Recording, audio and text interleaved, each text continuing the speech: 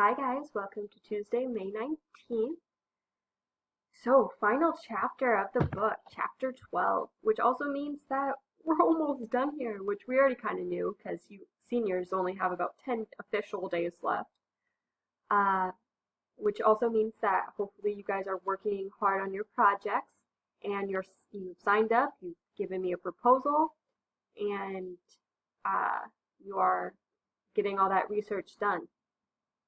So make sure you're focusing on that because we only just have to go over this chapter, do the chapter 12 quiz on Friday, and your journal entry, your final journal entry called conflict, is due on Monday.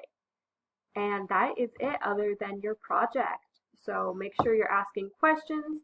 Make sure that tomorrow on Wednesday the 20th, that when I'm doing a live hangout that you are stepping in. I have it scheduled for 12:10 to 1:10 for this course. So please stop by, especially if you have questions about the project. You never know. Multiple people might be stopping by that you can say hi to and also might have the same questions you do.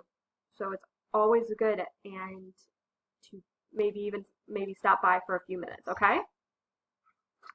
So let's get into the PowerPoint, Chapter 12 PowerPoint.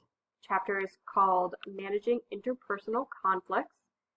This is definitely an important chapter to be using for your research because it does go in at the end towards how culture can affect how conflicts are resolved. Alrighty, so conflicts defined. There's different types of conflicts. There's express struggle. So the express struggle is when both parties are fully aware that a conflict exists. And then there's perceived incompatible goals, where a conflict arises when the people or the two parties or the two groups have that perception, that idea that there can't be any agreeable compromise between the two parties. There's no way we can fix this. And that's when that conflict arises. And then there's the conflict when the two parties believe that there's scarce resources, that there's not enough to go around, whether it's something like food or water or such things as time. You don't have enough time for me. You're always spending so much time with that person. There's not enough time. There's too little time. And then there's interdependence, which is the idea that conflicting parties, no matter if they're conflicting or not, they need each other to solve the problem. And if there's ever an issue or an instance when one party doesn't need the other to solve the problem, then the conflict pretty much disappears. And then there's interference from the other party. So a conflict arising when one party pushes their position on the other. So let's say a parent and child are disagreeing about appropriate clothing to wear.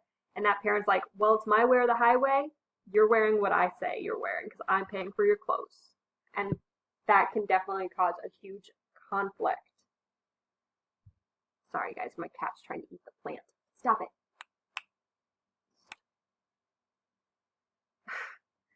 All right. And then there's the nature of conflict. So, main point for that is conflict is natural. It happens every day. If you're in my myth class, which I think some of you are, we have that conflict unit. I think it was unit 4, and shows that conflict not only is necessary in movies to create drama and to create interesting concepts, but it's also something that you cannot avoid in life. And it's also very beneficial. Why is it beneficial? Because once two parties understand that there's conflict and that you can't avoid conflicts, then you can move on to, okay, we have a conflict, let's find a solution to this conflict. It can improve relationships, having conflicts and then solving those conflicts together. And then we get into conflict styles. Sorry, let me get to my notes for that. So there's 5 different types. There's avoiding, which is a lose-lose situation. I really love this image that they give us in the book and that is provided right here. It's a great image to organize the different types and how they go on this level of concern for self, high and low, and then concern for others, low and high. So first, avoiding is a lose-lose. You both avoid, or at least one of you is avoiding the situation. Nothing is being talked about, nothing is being discussed. You're avoiding this conflict, you both lose in this situation because the conflict isn't solved, you're both unhappy. And then there's accommodating, which is a lose-win situation where one party accommodates to the other, says, fine, you can do this. It doesn't make me happy, but you can have this. So the one party loses because they're accommodating to the other. Who wins, of course, because they get what they want. And then there's competing, the win-lose. The one person deciding, hey, I care more about myself than anything else. It's my way or the highway. So then that gets broken down into two different types of aggression. There's the direct aggression where it's the person is saying, hey, my way or the highway, this is how it's going to be. I'm demanding this. And you can't have it your way. It's my way. And then there's the passive aggression, which most of you might be familiar with if someone has ever said you're passive aggressive or you've ever described someone as passive aggressive. That's the kind of aggression when the person is expressing hostility but in a manipulative way. So, yeah, okay, fine, whatever. So different tone is used that is opposite of what they're saying. And physical gestures like an eye roll or a shrug of the shoulders, something that says, hey, what's coming out of my mouth is saying something positive, but my tone or the way my body posture is or the physical actions I'm making totally disagrees with what I'm saying. And then there's compromising, which is a partial lose-lose. While compromise is all I've been saying how compromise is really great for most relationships, collaborating is a step above that, even better. So compromising, there's always a partial lose-lose. Okay, sorry, let me wait for this plane to pass.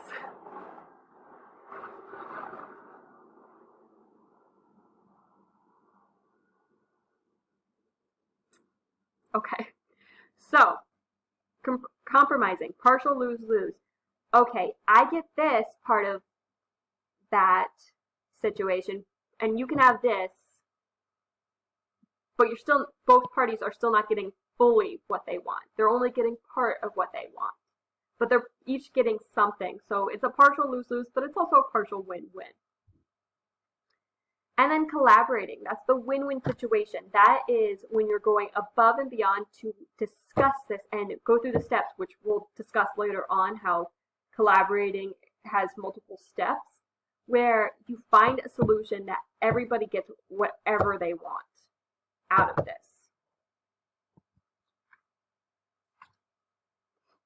And then there's the conflict styles and how to use, which to use. So you have to consider these factors when you're deciding which of these styles to use. So the relationship, is it a boss-employee relationship? Is it a romantic relationship? Is it a parent-child relationship? That relationship can determine what style you use. You wouldn't really use a competing style against your boss if you're the employee. That's not setting up a good work relationship. So a lot of times you would use a different style. You shouldn't be probably using your competing style if you're the employee and you're going against your boss. And then the situation. Okay, so what is going on? Is it something super complicated where no side is really into each other's ideas and it's just going to go on and no solution is going to be found unless you compromise? then maybe you have to compromise. You can't always get that collaborating win-win situation. And then the other person, this goes down to personality of the person. Some people have a more aggressive personality. So one, it could be a competing win-lose situation, or it's more likely going to be accommodating. So if you're a less aggressive, less competitive person and the other person is more competitive, more aggressive, you might have to accommodate to them. You might accommodate to them, or vice versa. And then your goals. So how important is your goal? Is it something where, okay, I have an issue with this person because they were really mean to me, but they were having a bad day. So let's just forgive and forget. Compromise. They say they're sorry, you forgive them, moving on. Or does it go into something deeper, like your moral principles? That person is making really racist comments, and I'm not going to let that go. I'm not going to compromise. They are wrong in this situation, and I'm going to continue with this conflict, maybe in a more aggressive way, because they shouldn't win for this. They should be saying, hey, this is going against my moral principles. I'm going to continue fighting. I am not going to lose out in this situation. Okay, and then we get into the relational conflict style, which is a pattern of managing disagreements. So it's the different type of style that a group has. We just talked about individual personality styles.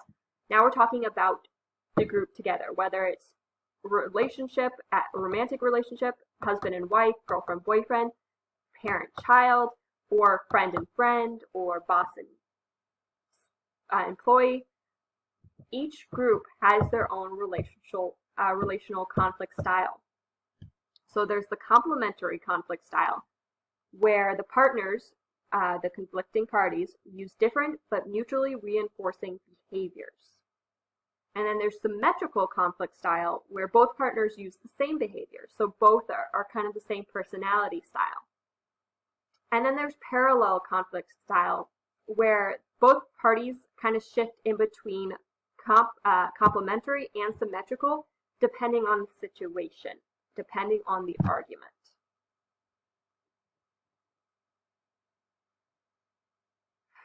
Okay, so then there's the conflict in the destructive conflict patterns. So this is when someone goes into a conflict and it's negative and you're not fixing anything. It's destructive. So there's criticism, which we've talked about before, when one party or both parties attack the other person's character. You're dumb. You're a horrible person. Defensiveness. That's, again, we've talked about that before, when you protect your presenting self by denying responsibility in the situation. Well, your music was too loud. Oh, no, I don't think it was. I didn't have, that wasn't my music. Maybe you're wrong. Contempt kind of goes a little bit hand in hand with criticism. Contempt is belittles and demeaning, name calling, nonverbal gestures such as eye rolling. And then there's stonewalling, where one party is avoiding the conflict altogether while the other is trying to get through to this person. No, there's no issue. I'm withdrawing from this interaction. I'm cutting off communication. Stonewalling. And then there's the idea, actually I'm going to pause this and go into another short video because this is about to end, even though we only have 2 slides left, but I'm going to talk more on it, so stay tuned for part 2.